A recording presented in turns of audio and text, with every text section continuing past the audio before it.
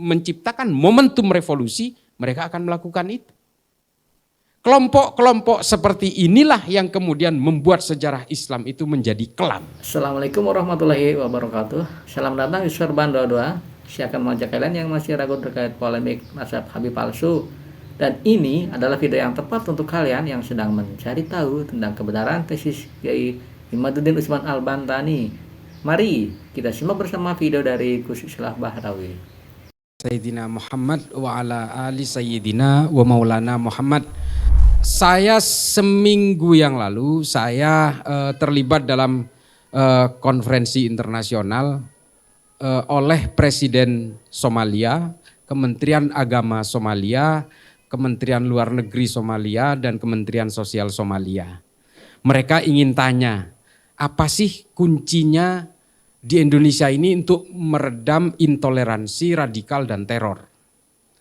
Saya diminta pendapat supaya orang-orang Somalia ini bisa mengcopy paste strategi kita, mulai dari strategic communication, strategic in prevention, dan strategic in surveillance dan sebagainya. Mereka ingin meniru konsep kita. Saya sejak awal sudah bicara kepada mereka, termasuk kepada Presiden Somalia. Saya bilang, Anda tidak akan bisa meniru.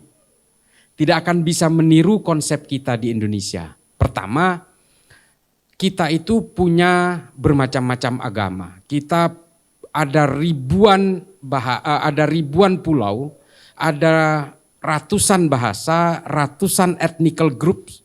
Ya, bukan suku, tapi kita menyebutnya ethnical groups. Karena di Jawa sendiri ini sebenarnya sukunya Jawa semua, tapi ada beberapa ethnical groups. Nah, kemudian kita juga punya beberapa bahasa dan beberapa agama, beberapa tafsir-tafsir agama. Makanya saya bilang juga kepada mereka bahwa di Indonesia itu tidak ada orang yang menganut agama. Di Indonesia itu menganut tafsir-tafsir agama. Saya katakan itu juga di TV One. Dan itu kita harus jujur mengakui itu. Orang Hindu yang ada di Bali itu beda dengan Hindu yang ada di India. Kalau sampean tanya ke saya, Islah ini agamanya apa? Saya akan bilang Islam. Tapi pasti ada pertanyaan lanjutan yang mungkin tidak akan diucapkan. NU apa Muhammadiyah? Kalau ditanya manhajnya apa? Mazhabnya apa? Syafi'i, Maliki, Hambali, Hanafi. Kita ini bermacam-macam. Sama-sama Islam. Demikian juga dengan orang Kristen. Kalau kita tanya agamanya apa Kristen? Katolik apa Protestan? Ortodoks, Yehova, Mormon, atau kita di Ortodoks sendiri ada Yunani Ortodoks, ada Koptik, bermacam-macam. Ada Maronit seperti yang dianut oleh orang-orang Suriah dan Libanon. Macam-macam. Makanya kita ini sebenarnya adalah penganut tafsir-tafsir agama. Lalu saya bilang ke pemerintahan Somalia, bagaimana dengan Anda? Dia agak bingung. Yang menjawab itu namanya kalau tidak salah Muhammad Jelle. Ini dari Kementerian Agama. Dia bilang, nah itu persoalannya, dia bilang. Kami ini semua penganut Wahabi Salafi hampir 100%. Tapi konfliknya sampai hari ini belum selesai. Coba bayangin. Di Indonesia kita berbeda agama, bahkan yang seagama pun tafsirnya bermacam-macam. Tapi kita alhamdulillah bisa terselesaikan persoalan-persoalan ini. Nah, hal-hal seperti inilah yang kemudian menjadi garis besar di sini. Saya bilang, I think you want, bahasa Inggris lagi sok tahu. Sok jago. Tapi intinya gini, kalian tidak akan bisa meniru konsep Indonesia karena apa? Kalian itu tidak punya satu titik kunci di Somalia, saya bilang. Kalian tidak punya satu organisasi yang bernama Nahdlatul Ulama. Mereka nanya. Ini saya jawab seperti itu. Wallahi, ini saya bukan itu. Karena bukan saya karena orang Nahdien, saya lahir di Madura sama seperti Gus Zen ini. Saya lahir di Madura, saya keluarga ibu saya dari Nahdien tulang sumsum. Nah, bapak saya ini Muhammadiyah. Meskipun bapak saya bukan Muhammadiyah. Bapak saya itu menjadi Nahdien karena menikahi ibu saya. Keluarganya masih Muhammadiyah. Tapi setiap ada keluarga saya yang meninggal di keluarga bapak saya yang paling depan selalu mentahlilkan itu. Setiap bulan Maulud, saya selalu mengadakan maulidan di kampung saya, di kampung bapak saya. Bodoh amat saya ngadain. Karena ini bukan karena soal fanatisme terhadap Nahdlatul Ulama, tapi saya melihatnya secara empirik apa yang terjadi di negara-negara yang menganut Wahabi Salafi. Nanti saya ceritakan. Saya sudah berkeliling, saya sudah ke Afrika kurang lebih 3 kali, saya sudah ke beberapa negara di Timur Tengah, ke negara-negara di Asia Selatan, di Asia Tengah, ke Filipina, dan juga ke beberapa negara di Amerika Selatan. Dan saya kebetulan belajar di Amerika dan tinggal di Amerika kurang lebih 6 tahun. Saya tahu semua bagaimana gestur-gestur cara beragama orang-orang yang mengaku beragama. Saya tahu gestur-gestur orang yang mengatakan sebagai orang sekuler, orang liberal dan sebagainya. Saya tahu persis.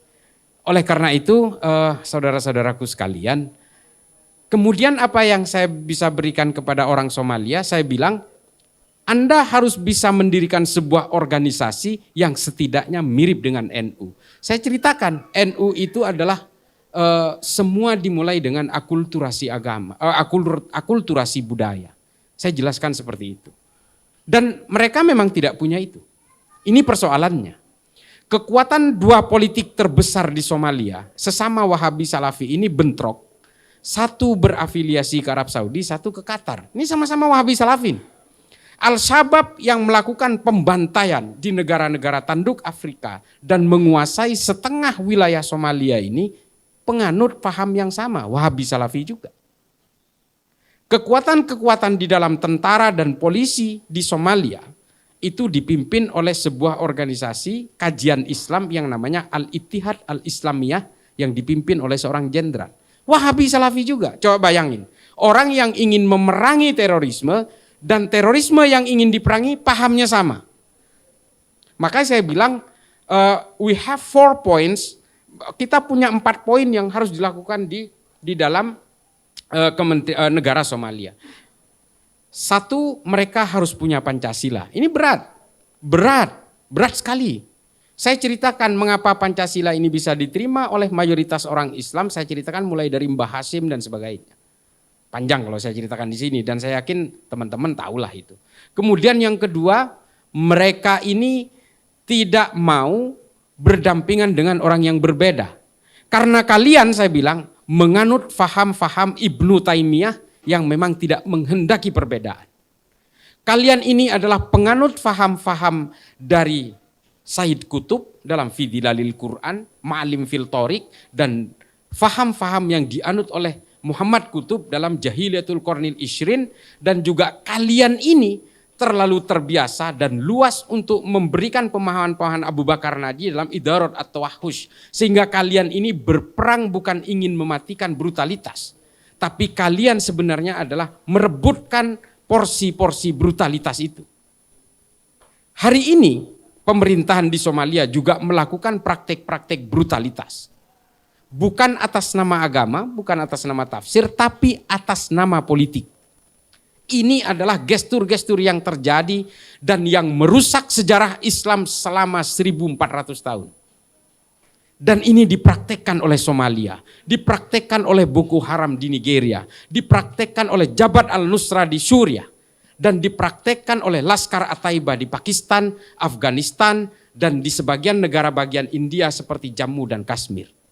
Kesalahan mereka adalah satu, mereka tidak punya organisasi yang bisa melakukan social deployment seperti NU. Tepuk tangan untuk NU. Saya merinding kalau cerita soal NU.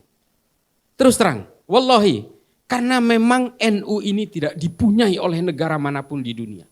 Dan negara manapun di dunia tidak punya undang-undang anti teror yang seperti kita punya. Namanya Undang-Undang Nomor 5 Tahun 2018.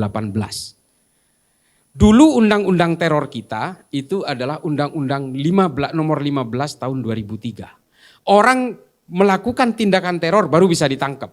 Orang meledakkan bom baru setelah korbannya bergelimpangan bisa ditangkap. Undang-Undang Nomor 5 Tahun 2018 di bawah pemerintahan Pak Jokowi ini, orang-orang yang baru berkeinginan untuk melakukan aksi teror sudah bisa ditangkap tanpa harus melanggar prinsip-prinsip hak asasi manusia. Ini hebatnya. Makanya dalam TV One Saya selalu bilang ini adalah magnum opus, ini masterpiece. Negara lain tidak punya itu. Ketika orang baru niatan, ngukur niatan orang ini nggak gampang bos. Nggak gampang, tapi kita bisa menangkap. Apa yang dialami oleh Dr. Sunardi kemarin di Sukoharjo, saya nanti sedikit cerita soal ini. Saya betul-betul terlibat mulai dari eskalasi awal, insya Allah sampai nanti akhir, saya tahu persis soal eskalasinya. Nah, orang-orang yang dulu harus menunggu actus reus, tindakan untuk ditangkap, hari ini kita bisa menangkap orang karena mens reus, baru niatan-niatan. Mengapa negara-negara itu hingga hari ini termasuk India, Pakistan, Afghanistan, Somalia, Nigeria, Sudan, Republik Afrika Tengah, Suriah, Libya, dan semua negara-negara yang hari ini tidak bisa menyelesaikan konflik komunal horizontal maupun masih berhadapan dengan perang-perang simetris, itu hingga hari ini karena mereka tidak punya undang-undang seperti ini. Hanya Indonesia yang punya. Itulah mengapa kita kadang-kadang menangkap orang, tetangga kita kadang-kadang, loh ini kan guru ngaji, loh ini kan imam masjid, ini kan cuma penjual bakso, kenapa ditangkap?